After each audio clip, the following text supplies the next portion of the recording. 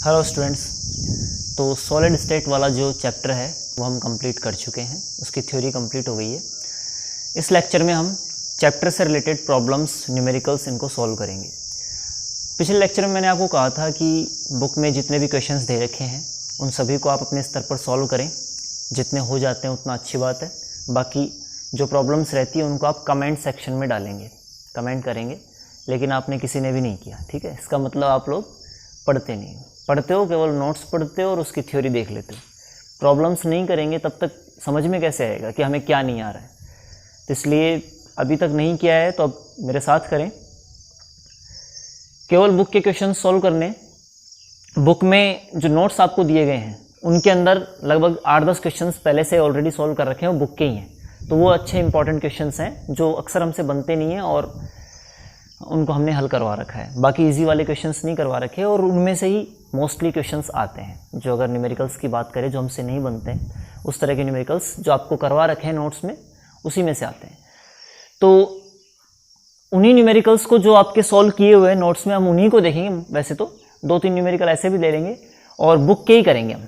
ठीक है, तो बुक में 4 क्वेश्चन तो आपको ऑलरेडी एग्जाम्पल के तौर पर सॉल्व करके दे रखे हैं, तो उनको आप देख लें, देखते आपको समझ में आ जाएगा। मैं बता भी दूंगा ब्रीफली। बाकी जो नहीं किए हुए हैं सॉल्व, नोट्स में किए हुए हैं लेकिन ऐसे बुक में दे रखे हैं, तो उनको अब हम यहाँ पर सॉल्व करेंगे। उनका जो मेथड है वो मैं बता दूंगा आपको और आप उसको और अच्छे से फिर बाद में अपनी नोट्स कॉपी में कर लेंगे। तो हम पहला क्वेश्चन शुरू करते हैं। जो हमारे अभ्यास प्रश्न है, ये जो उदाहरण जो सॉल्व किए हुए हैं पेज नंबर 23 पे, बुक हमारी जो बुक है उसके अंदर, उन एग्जांपल्स को तो आप देख ही लेंगे। मैं उनको बाद में बता दूंगा क्योंकि ये सॉल्व किए हुए हैं। वैसे ये दूसरे क्वेश्चन भी नोट्स में सॉल्व किए हुए हैं लेकिन ये अच्छे वाले हैं, तो हम इसको दोबारा से देखेंगे। ऐसे समझ में नहीं आएगा केवल नोट्स देखने से। तो अभ्यास प्रश्नों में जो मल्टीपल चॉइस वाले क्वेश्चन है, बहुविकल्पीय क्वेश्चन जो है, उनमें से दूसरा क्वेश्चन है आपके बुक का। बुक देखेंगे। एक यौगिक कैपिटल A व B के क्रिस्टलीकरण से घनीय संरचना बनाता है। उसके जो अवयवी कण है वो दे दिए A और B, है ना। तो A और B 2 प्रकार के कणों से मिलकर के वो क्रिस्टल का निर्माण कर रहा है, घनीय क्रिस्टल का। परमाणु घन के कॉर्नर पर है। कौन सा वाला? A वाला। तो ये वाला तो है घन के कॉर्नर पर, A वाला परमाणु। और जो B वाला परमाणु है वो प्रत्येक फलक के केंद्र पर है। ये कहां पर है?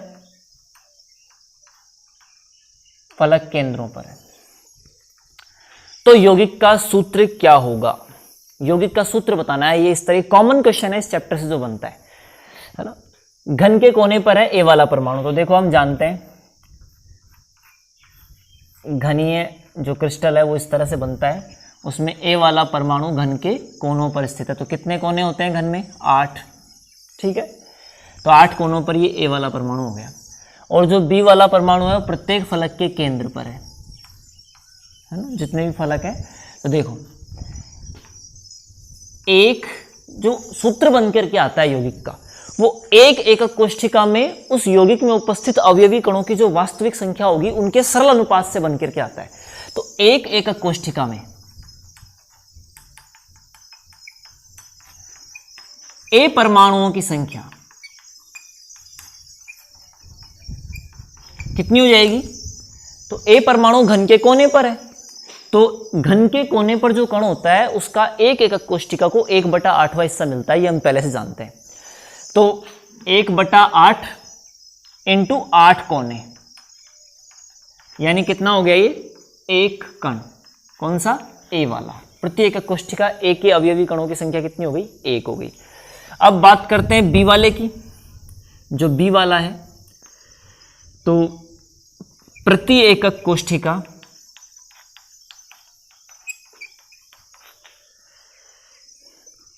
B के परमाणुओं की संख्या, तो ये क्या हो जाएगी? तो B के जो परमाणु हैं वो प्रश्न में दे रखा है कहां पर स्थित है? प्रत्येक फलक के केंद्र पर। तो एक घन के अंदर 6 फलक होते हैं, तो 6 फलक और फलक पर स्थित प्रत्येक कण का 1/2 यानी आधा हिस्सा एक एकक कोष्ठिका को प्राप्त होता है। तो 1/2 यानी आधा हिस्सा प्राप्त होता है। और कितने फलक हैं?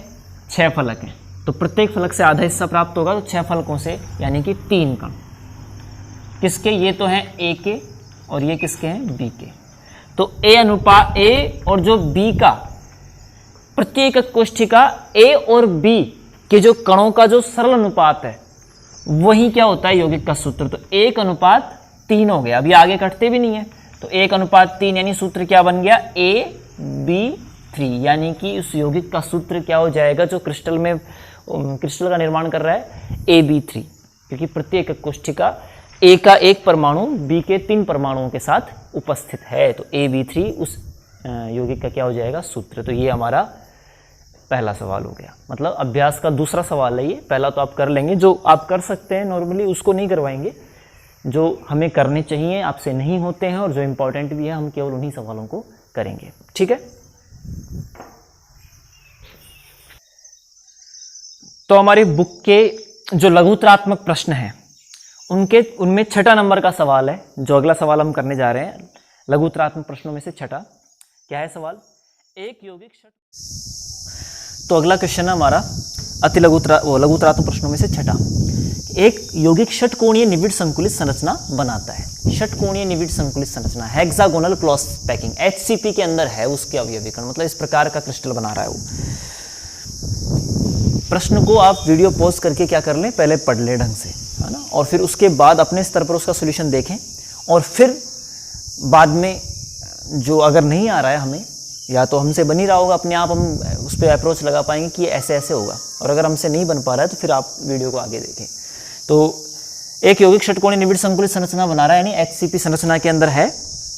इसके 0.5 मोल में कुल रिक्तियों की संख्या कितनी होगी और उनमें से कितनी रिक्तियां चतुष्फलकीय होगी। यानी कि जो यौगिक दिया गया है उसके कणों की संख्या, यौगिक में अणु होते हैं अवयवी कण, तो अणुओं की संख्या तो कितनी है वो दे रखी है। तो यौगिक के अणुओं की संख्या कितनी हो जाएगी, कितनी होगी, तो मोल से आपको अणु निकालने हैं, तो कैसे निकालेंगे, अवोगाद्रो संख्या से गुणा कर दो। तो आपको इसके मोल दे रखे हैं, तो 0.5 मोल इंटू क्या हो जाएगा, Na, ठीक है। तो 0.5 Na इसके अणुओं की संख्या हो गई, किसके, उस यौगिक के अणुओं की संख्या हो गई 0.5 मोल में, ठीक है। और Na का मतलब कितना होता है, तो 0.5 इंटू 6.022 इंटू 10⁻23, इतने क्या हो जाएंगे, अणु हो जाएंगे। और हम जानते हैं किसी यौगिक के अंदर अणुओं की या अवयवी कणों की संख्या अगर हमारे पास है, n है, ये n का मान है एक्चुअली, है ना, अवयवी कणों की संख्या n भी बोल देते हैं, z भी बोल देते हैं, वो अगर है तो हम क्या निकाल सकते हैं, उसमें रिक्तियां निकाल सकते हैं। तो चतुष्फल की रिक्तियां जो होती है वो तो कणों की संख्या के दुगने के बराबर होती है, और अष्टफल की रिक्तियां क्या होती है, कणों की संख्या के बराबर होती है। तो क्रिस्टल में चतुष्फल की रिक्तियां कितनी हो जाएगी,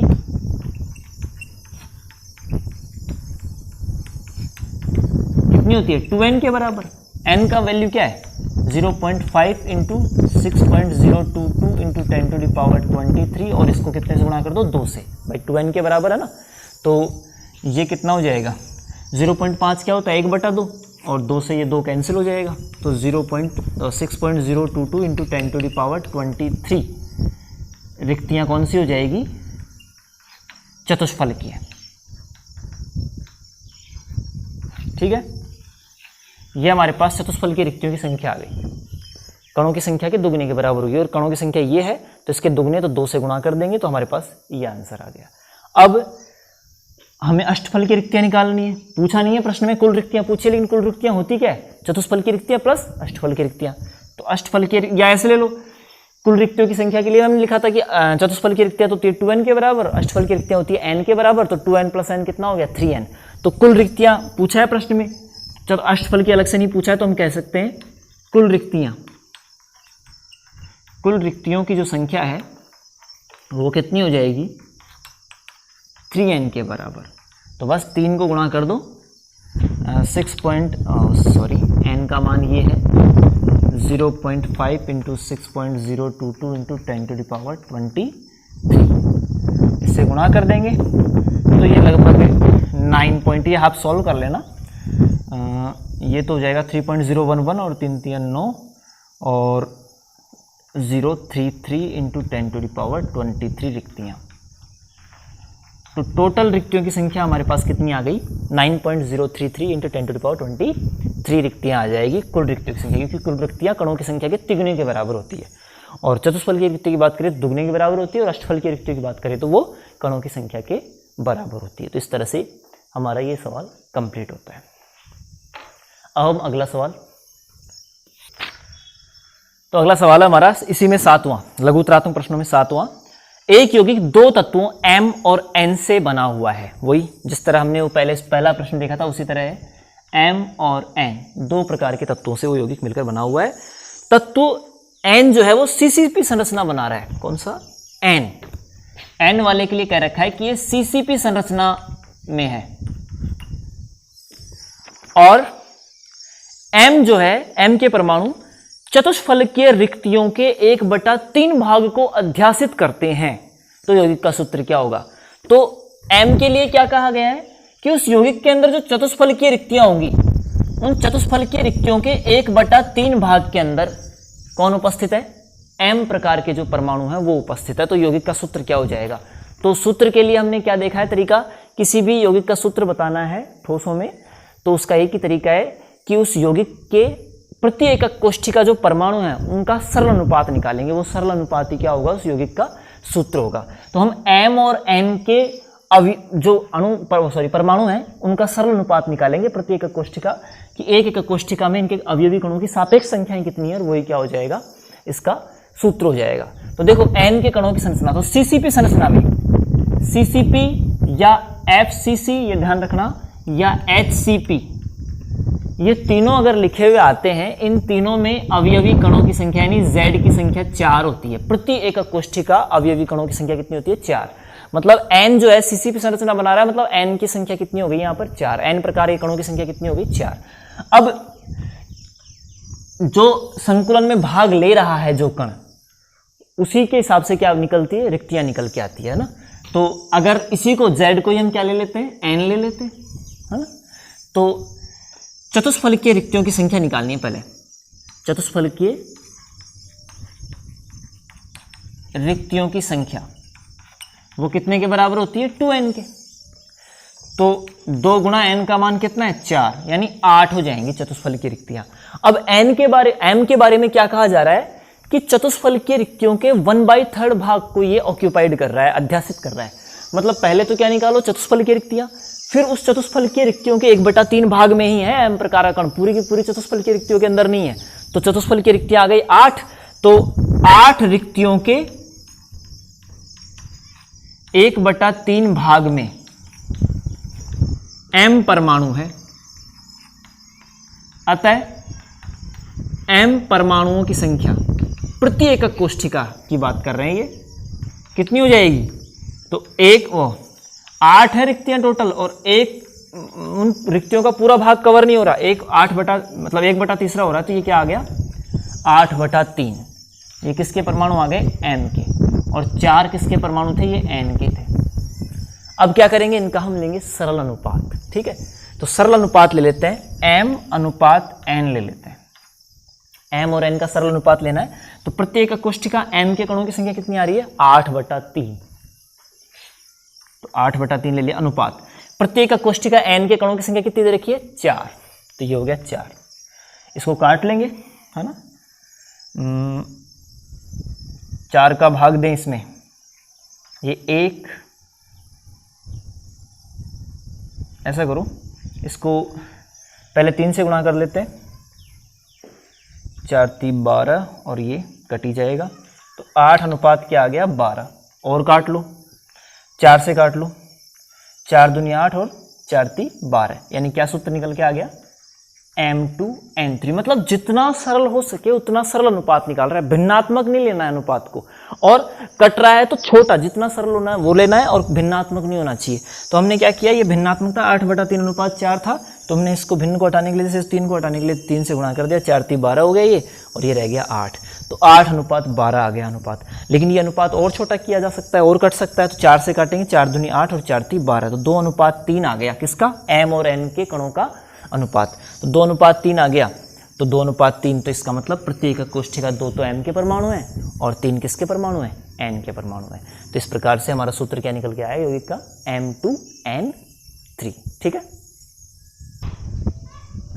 तो अगला सवाल है, एक घनीय ठोस में, ये एक सवाल नंबर उसी में लघुतरात्मक जो प्रश्न है उसके अंदर 23वें नंबर का सवाल है, 23।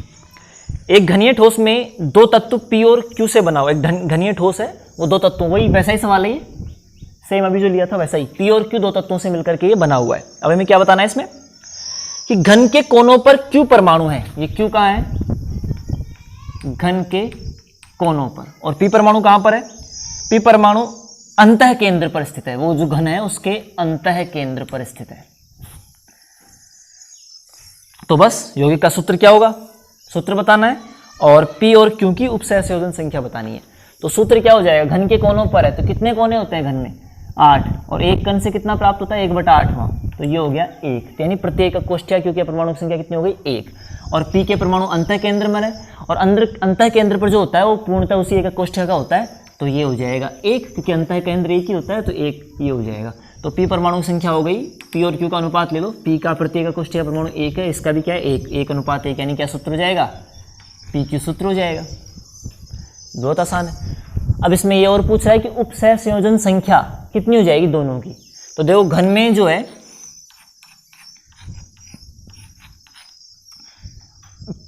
P परमाणु केंद्र में है, केंद्र पे है, तो उपसहसंयोजन संख्या या समन्वय संख्या एक ही बात होती है।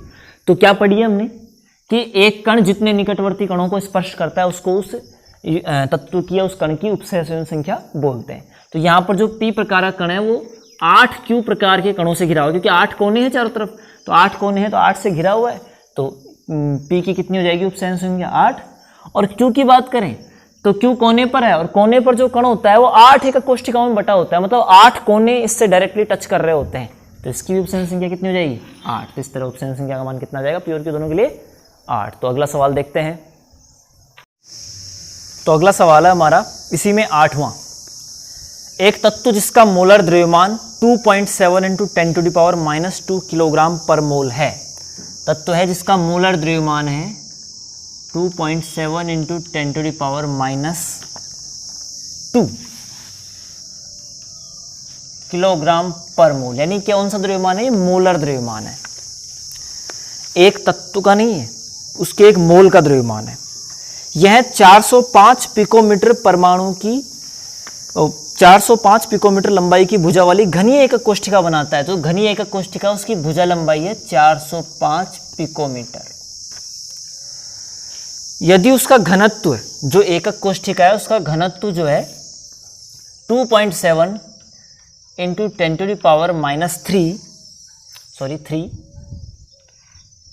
किलोग्राम पर मीटर क्यूब है, तो घनीय एकक कोष्ठिका की प्रकृति क्या होगी। जो घनीय एकक कोष्ठिका है उसकी प्रकृति क्या होगी, कौन सी एकक कोष्ठिका है, सरल घनीय है, अंतः केंद्रित घनीय है, फलक केंद्रित घनीय है, कौन सी है, तो ये देखना है हमें। तो वो कैसे पता चलेगा, तो उसके लिए हमें Z निकालना पड़ेगा, उसके लिए Z निकालना पड़ेगा, क्योंकि Z का मान प्रत्येक एकक कोष्ठिका के लिए फिक्स होता है। अगर सरल घनीय होती तो उसमें 1 होता है, अंतः केंद्रित घनीय होती तो 2 होता है, फलक केंद्रित होती तो उसमें 4 होता है। तो इस तरह से Z का मान निकलेगा। और हमें दिख रहा है सूत्र है, कौन सा सूत्र काम में आएगा, ऐसा सूत्र जिसके अंदर ये सारी वैल्यूज दे रखी हो। तो ऐसा कौन सा होता है, घनत्व वाला सूत्र होता है, D बराबर कौन सा, Zm/A³ × Na, ये फॉर्मूला होता है हमारे पास। इसमें हमारे पास देखो D दे रखा है, A की वैल्यू दे रखी है, Na हम जानते हैं अवगाद्रो संख्या, M मोलर द्रव्यमान, ठीक है, जो दे ही रखा है यहाँ पे। तो बस इनको रख देंगे अपन। तो Z की जगह अब हमें Z निकालना है ना, तो D की वैल्यू रख दो।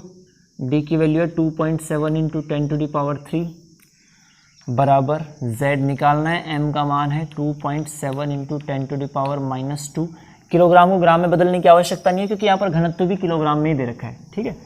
तो ये बटे A³ तो A का मान कितना है 405, और पिकोमीटर का मतलब क्या होता है 10⁻−12, है ना, हमें इसको ऐसा यूनिट में लेना है।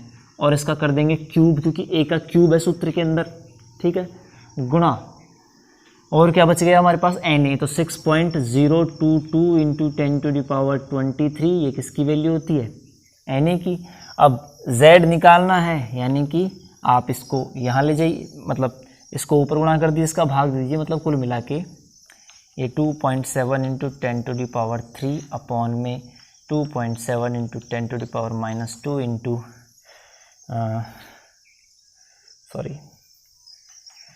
इंटू 405 इंटू 6.022 इंटू 10⁻23, इसको हम हल करेंगे, है ना। तो इसको हल करने पर हमारे पास वैल्यू आ जाएगी, वो आ जाएगी 4 आ जाएगी, है ना। इसको हल करते हैं तो ये आप करके देख लेना, इसको हल करते हैं तो इसकी वैल्यू कितनी आती है, सॉरी ये 405 गुणा 10⁻−12 का होल क्यूब है ना, ये भी आ जाएगा। और इसको हल करेंगे ना, ये तो कट ही जाएगा, ये घाते भी आपस में कट जाएगी, 405 और इस 6.022 को गुणा कर देंगे तो ऐसे में जो भी संख्या निकल करके आएगी वो 4 होगी। आप करके देख लेना। 3.96 ऐसा कुछ आता है तो भी हम उसको अप्रॉक्सीमेटली 4 लेंगे, 3.99 आता है तो भी उसको हम 4 लेंगे, क्योंकि ऐसे दशमलव में कणों की संख्या होती नहीं है, तो इसलिए या तो 1 आएगा उत्तर या 2 आएगा, ये फिक्स है। ऐसे सवालों में उत्तर फिक्स है, या तो 1 आएगा Z का मान, या 2 आएगा, या 4 आएगा, क्योंकि 3 प्रकार की एक कोष्ठिकाएं हमने देखी है। तो इस तरह से ये सवाल भी आपका कंप्लीट होता है। इसमें सूत्र में मान रख के Z निकालना है, ठीक है। अगला सवाल इसी में 14वां है। सोना जिसकी त्रिज्या दे रखी है, सोना है, अवयवी कण है ये, इसकी त्रिज्या R का मान 0.44 नैनोमीटर दे रखा है, ठीक है। फलक केंद्रित एक घनीय एक कोष्ठिका में क्रिस्टलीकृत होता है, मतलब जो एक कोष्ठिका का प्रकार है वो कौन सा है? फलक केंद्रित, ठीक है। इसकी कोष्ठिका के कोर की लंबाई क्या होगी, यानी A बराबर निकालना है आपको। तो फलक केंद्रित एकक कोष्ठिका का प्रकार दे रखा है। फलक केंद्रित एकक कोष्ठिका के लिए हम कोर की लंबाई A और जो अवयवी कणों की त्रिज्या है R, उसके बीच में संबंध जानते हैं। देखो मैं एक बार ब्रीफ में बता देता हूं। अगर सरल घनीय है, ठीक है, केवल कोनों पर अवयवी कण है, तो उसके लिए A और R में क्या संबंध आया था? A बराबर 2R। जो संकुलन दक्षता निकाली थी ना, वहां पर ये फॉर्मूले निकल के आए थे बीच में, तो वो ये काम आएगा यहाँ पे। जो फलक केंद्रित होता है उसमें A और R के बीच में संबंध आता है A बराबर 4R/√2, और जो अंतः केंद्रित होती है उसमें संबंध आता है A बराबर 4R/√3। ये आपको याद रखना है। डायरेक्ट अगर हमें याद है, वैसे निकाल भी सकते हैं, लेकिन अगर याद है तो डायरेक्ट सवाल हो जाते हैं।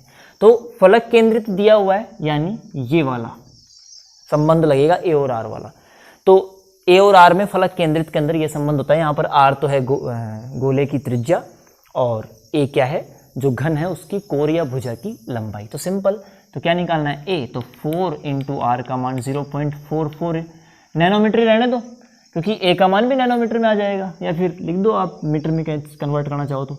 बाकी क्या कर देंगे, √2 का मान कितना हो जाएगा? 0.414, ठीक है। तो नैनोमीटर में इसका मान आ जाएगा, मैं टिप लेता हूँ कितना आएगा, ये 1.24 नैनोमीटर आएगा। इसको आप सॉल्व करेंगे तो, ठीक है। तो ये आपका डायरेक्ट फॉर्मूला बेस्ड क्वेश्चन था। फलक केंद्रित एकक कोष्ठिका के लिए भुजा लंबाई और त्रिज्या में क्या संबंध होता है? तो ये संबंध होता है, और इस संबंध को लगा करके R का मान दे रखा है, A का मान पूछा है, सिंपल हो गया। ऐसे सवाल और भी हैं।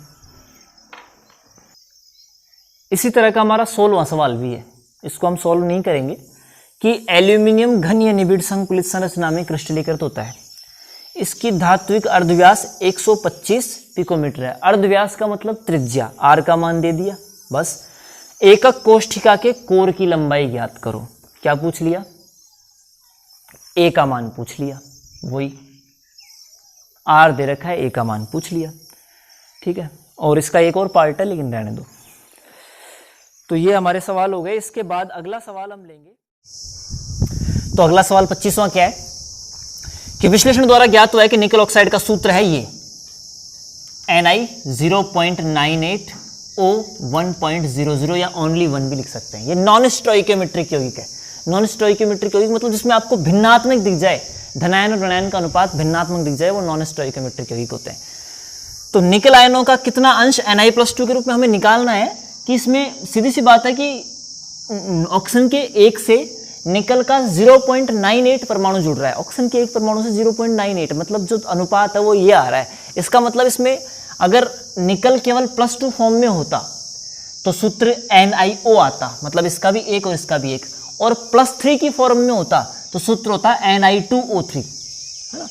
तो +2 की फॉर्म में कुछ परमाणु है और +3 की फॉर्म में कुछ परमाणु, मतलब इसमें नॉन स्टोइकियोमेट्रिक है। इसका मतलब दो भिन्न प्रकार की ऑक्सीकरण अवस्था निकल दर्शा रहा है, और वो कौन कौन सी है, एक तो है +2 और एक है +3। तो क्या कह रहा है कि कितने निकल आयनों का कितना अंश जो है वो Na+2 के रूप में है, और निकल आयनों का कितना अंश Na+3 के रूप में इस क्रिस्टल के अंदर विद्यमान है।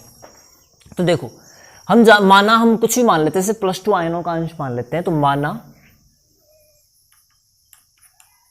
माना क्रिस्टल में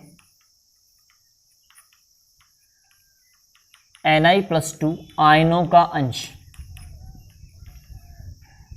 आयनों की संख्या ले लेते हैं, अंश तो बाद में निकलेगा, x मान लिया हमने, ठीक है।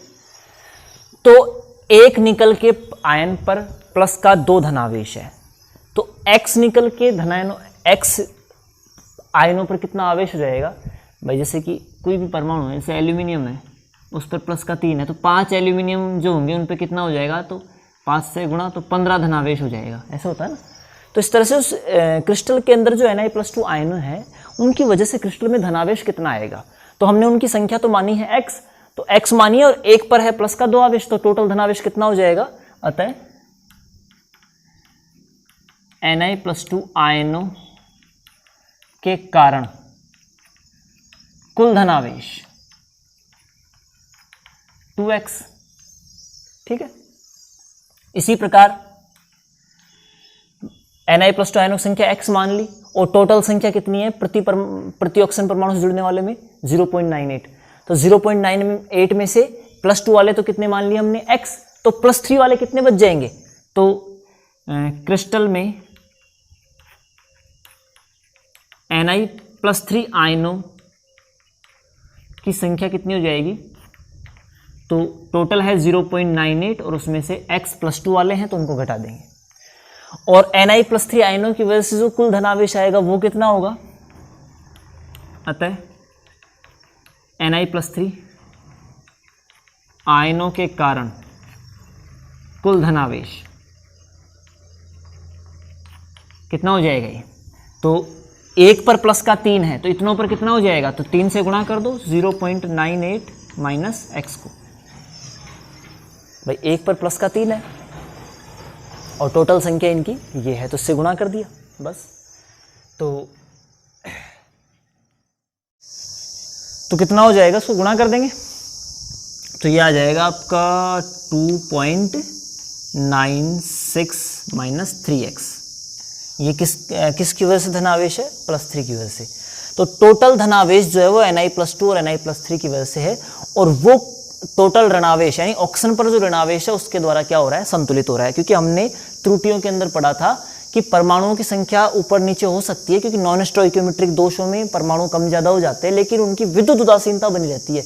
मतलब क्रिस्टल में जितना धनावेश होता है उतना ही ऋणावेश होता है ना। तो यहाँ पर जो Na+2 और Na+3 आयनों की वजह से जो धनावेश आ रहा है वो ऑक्सीजन की वजह से जो ऋणावेश है उसके द्वारा क्या हो रहा होगा, संतुलित हो रहा होगा। इसका मतलब ऑक्सीजन पर ऋणावेश और Na+2 और Na+3 की वजह से जो धनावेश है वो दोनों क्या होंगे, बराबर होंगे। तो हमारे पास एक संबंध निकल करके आएगा, चूंकि क्रिस्टल में कुल धनावेश जो किसकी वजह से है,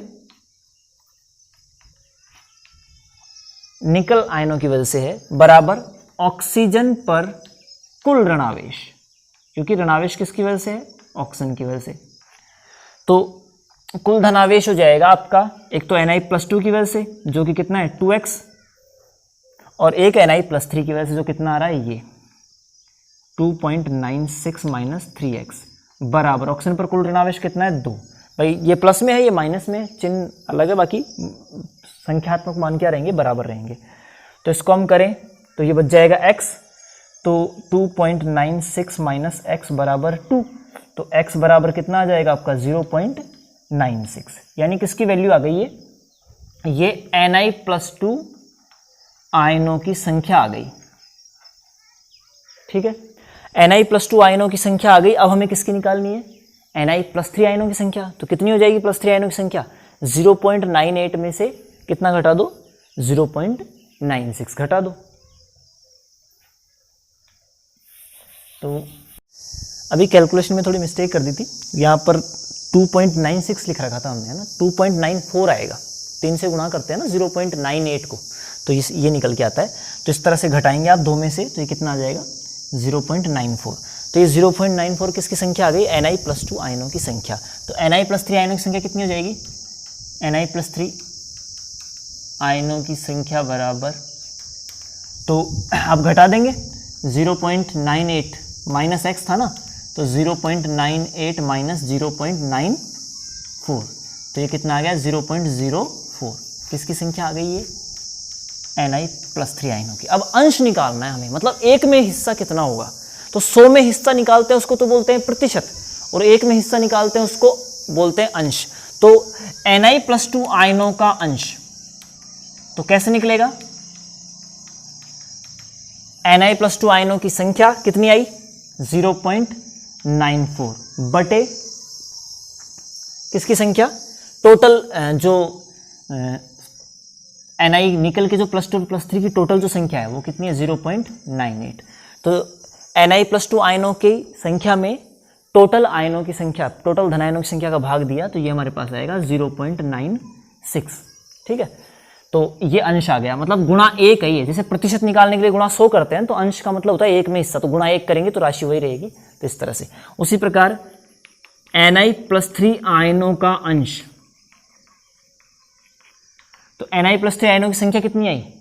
0.04 बटे 100 करेंगे कितने से गुणा? 0.98 से, तो लगभग ये 0.04 ही आएगा, है ना। वैसे थोड़ा कम आता है, 0.039 ऐसा आता है, लेकिन 0.04 लेंगे, क्योंकि हमें इनका योग क्या करना है? 1 प्रतिशत में, जैसे कि सभी प्रतिशतों का योग कितना आना चाहिए? 100, उसी तरह अंशों में सभी अंशों का योग क्या आना चाहिए?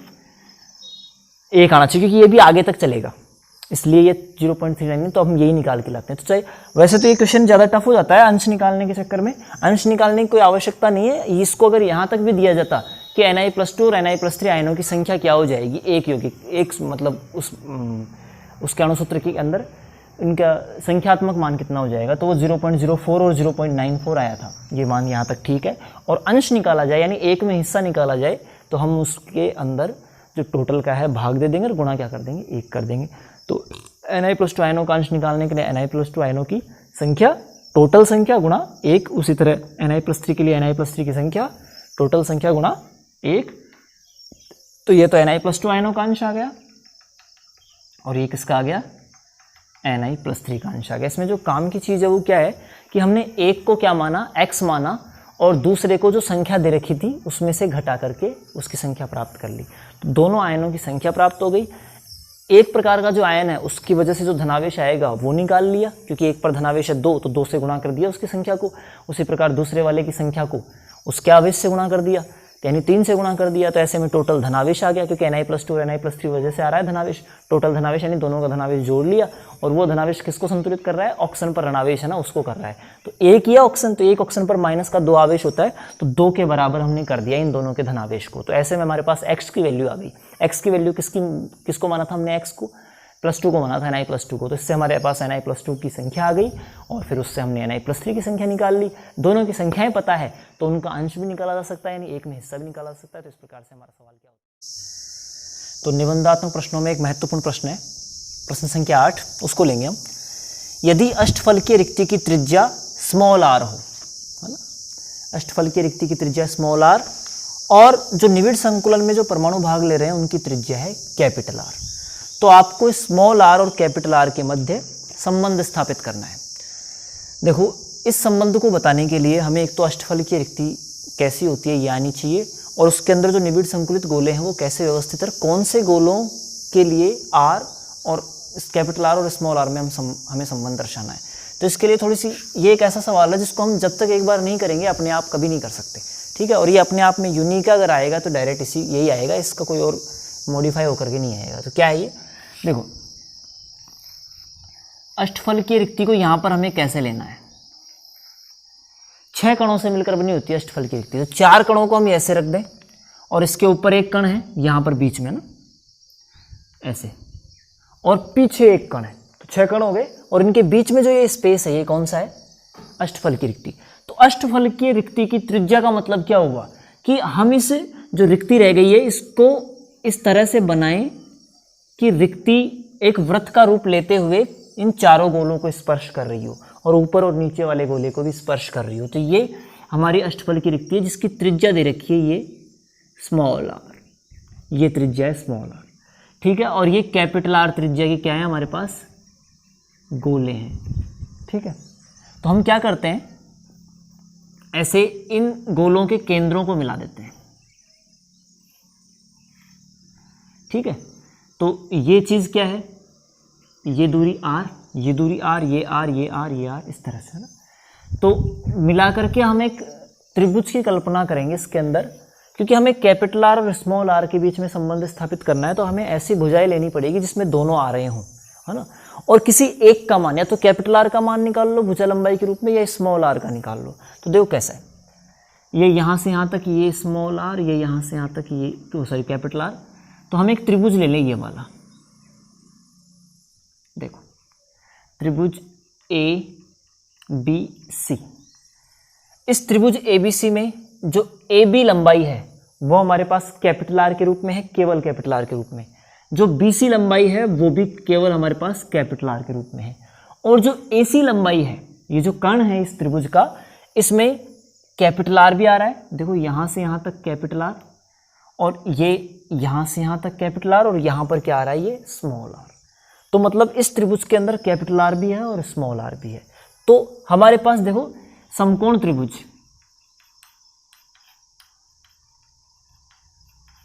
ABC में जो AC है वो क्या है? देखो यहाँ से यहाँ तक ये AC की जो लंबाई है वो R और कैपिटल R के रूप में हमारे पास है। ये यहाँ से यहाँ तक कैपिटल R, फिर ये देखो पूरा व्यास आ गया इसमें, क्योंकि पूरी तरह से ये गोला, ये वृत्त जो है अंदर है। तो R और R 2R हो जाएगा ये, प्लस ये यहाँ से यहाँ तक ये वापस क्या हो गया? Capital R. तो AC का मान R और कैपिटल R के रूप में तो ये है ही, स्मॉल r और कैपिटल R के रूप में। अब AC का मान हमारे पास केवल कैपिटल R के रूप में भी हमें प्राप्त हो सकता है। वो कैसे? क्योंकि देखो ये कर्ण और आधार है, सॉरी लंब और आधार है, और लंब और आधार के मान हमारे पास कैपिटल R के रूप में है। तो पुनः समकोण त्रिभुज ABC में क्या? AC स्क्वायर बराबर AB square plus BC square, ठीक है। तो AB का मान कितना है? वही 2R। BC का मान कितना है? वही 2R। तो क्या हो जाएगा? इसका भी स्क्वायर, इसका भी स्क्वायर करना है हमें। तो 4R square plus 4R square. तो AC स्क्वायर बराबर क्या आ गया? 8R square. तो AC बराबर क्या हो जाएगा? रूट कर देंगे। तो 8 का रूट क्या हो जाता है? 2√2। और R स्क्वायर का रूट क्या हो जाएगा? R। तो AC का मान हमारे पास कैपिटल R के रूप में, केवल कैपिटल R के रूप में है, और AC का मान हमारे पास कैपिटल R और स्मॉल r दोनों के रूप में भी है। तो इन दोनों को हम क्या कर देते हैं? बराबर कर देते हैं। क्या? तो AC बराबर एक तो है 2√2R बराबर AC बराबर एक क्या है? ये R प्लस 2R, मतलब R और R 2R हो जाएंगे, है ना, और ये 2R, ठीक है। ये R और R 2R और ये प्लस 2R है। तो आप इससे जो 2R है इसको इधर ले आओ, तो 2√2R माइनस 2R बराबर 2R। 2√2R में से 2R जाएगा तो क्या? इसमें से 2 कॉमन है, तो 1.414 माइनस 1 बराबर 2R। तो 1.414 में से इसको किया तो ये 0.414 रह जाएगा, ठीक है। और ये 2 और ये 2R, 2 से 2 कट जाएगा, तो सॉरी ये R भी है ना, यहाँ पे R को भी हमने कॉमन ले लिया, ठीक है। 2R को कॉमन ले लिया इसमें से, तो ये √2 बच गया यहाँ पर, और यहाँ पर क्या बच गया? 1। तो √2 की वैल्यू 1.414 और 1 है, तो 1.414 में से 1 जाएगा तो 0.414। 2R था, 2R में से ये आपने 2 से 2 काट दिया इधर, ठीक है। तो स्मॉल r बराबर क्या हो गया? ये आपका 0.414 कैपिटल आर, यानी कि स्मॉल आर और कैपिटल आर के बीच में क्या संबंध आ गया, ये वाला संबंध आ गया। इजी है, कुछ भी नहीं है इसमें कि इन दोनों के बीच में हमें संबंध स्थापित करना है। तो हमने जो कट रहा है उसको काट दिया, तो लास्ट में आपके पास केवल कैपिटल आर और क्या रह जाएगा, स्मॉल आर हो जाएगा। मतलब जो स्मॉल आर है वो कैपिटल आर का 0.414 गुना होता है, यानी जो गोले की त्रिज्या है और जो अष्टफल की रिक्ति है उसकी त्रिज्याओं के बीच में ये संबंध हमें आता है। तो ये फिक्स एक तरह की हम डेरिवेशन कह सकते हैं इसको, ये कोई सवाल नहीं, अपने आप में एक डेरिवेशन है कि संबंध स्थापित कीजिए अष्टफल की रिक्ति और अष्टफल की रिक्ति की त्रिज्या और गोलों की त्रिज्या में।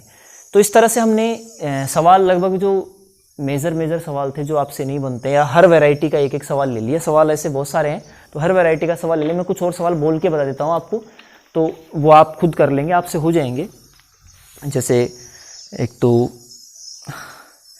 17वां सवाल है, इसी तरह 28वां सवाल है ना, ये सब हो जाएंगे आपसे। और थियोरेटिकल क्वेश्चन जो है वो भी आप करें इनसे। इसके अलावा आंकिक प्रश्न दे रखे हैं 4, है ना। जो पहला आंकिक प्रश्न है, सिल्वर घनीय निबिड़ संकुलन एनसीसी पे दर्शाता है। इसके एक्स किरण अध्ययन से इसकी एकक कोष्ठिका के किनारे की लंबाई यानी ए का मान 408 पिकोमीटर प्राप्त होता है। तो सिल्वर का घनत्व ज्ञात कीजिए। अक्सर जो क्वेश्चन है ना वो D बराबर ZM अपॉन में A³ इंटू N है।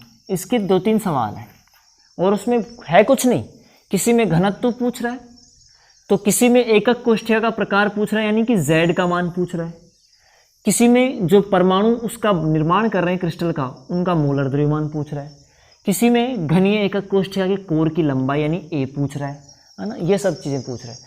तो हमने पहले भी बात की थी कि जो एकक कोष्ठिका के लिए जो घनत्व का सूत्र है उससे हम इस सूत्र में जितने भी राशियां आ रही है उनमें से किसी का भी मान ज्ञात कर सकते हैं, बाकी सभी का मान हमें सवाल में दिया जाएगा। इसके अलावा और आंकिक प्रश्न जो हल किए हुए हैं बुक में, उसमें दूसरा सवाल है कि एक पदार्थ षटकोणीय निबिड़ संकुलित है। इसमें ये वही सवाल है जो हमने किया था, है ना, वापस इसको दे दिया, 2 बार दे दिया तो वापस नहीं करना है। उसी तरह एक तत्व जिसका मोलर द्रव्यमान दे रखा है ये भी वापस से दे दिया, ये हमने कर लिया है। Z का मान पूछा है इसमें, ठीक है। तो इसमें 4 सवालों में से 2 सवाल तो क्या कर रखे हैं इन्होंने, ऐसे कैसे वापस अभ्यास में दे रखे हैं, और बाकी 2 सवाल हैं जिसमें किसी में D पूछ रहा है घनत्व तो किसी में A पूछ रहा है, तो आप ये कर लेंगे। तो इसी के साथ हमारा ये चैप्टर कंप्लीट होता है। अब नेक्स्ट क्लास में हम इस चैप्टर को ढंग से कर लें, इसके पूरे जो वीडियोज़ हैं उनको रिपीट कर करके देखें, और जो इनके जो न्यूमेरिकल्स हैं और जो थ्योरी वाले क्वेश्चंस हैं बुक में से वो करें, नोट्स को उतारें, उनको बार बार पढ़ें, ठीक है। और इस तरह से हमारा एक चैप्टर हम तैयार हो जाएगा। स्कूलें कब खुलेगी कुछ नहीं कह सकते। अगला क्लास जो हम है वो विलियन वाले चैप्टर की लेंगे, दूसरा चैप्टर जो है सॉल्यूशन उसके लेंगे, लेकिन वो चैप्टर पढ़ने में तभी मज़ा आएगा जब हम इस चैप्टर को अच्छे से तैयार कर लेंगे। हालांकि ये दोनों चैप्टर एक दूसरे से लिंक नहीं है बिल्कुल भी, लेकिन फिर भी ठीक है।